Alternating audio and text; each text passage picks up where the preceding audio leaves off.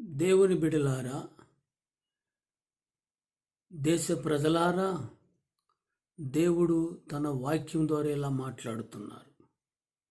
భూదిగంతము నివాసులారా, మీరందరూ నా వైపు చూసి రక్షణ పొందుడి. దేవుడును నేనే, మరి ఏ దేవుడును లేడు.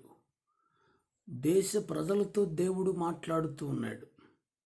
ఎందుకంటే ఆయన మళ్ళా రెండవ రాకలో రాబోతున్నాడు. ఇదిగో ఆయన మేఘారుడై వచ్చుచున్నాడు. ఆయనను పొడిచిన వారును చూస్తారు,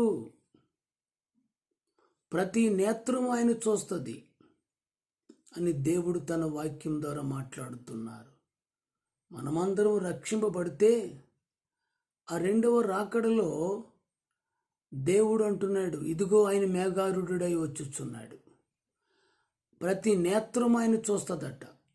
ఆయన పొడిచిన వారును చూస్తారు, భూప్రజలందరూ కూడా ఆయన్ను చూస్తారు.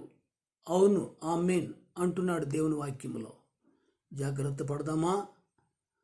భూదిగంతముల నివాసులారా, మీరందరూ నా వైపు చూసి రక్షణ పొందమని వాక్యం హెచ్చరిస్తుంది.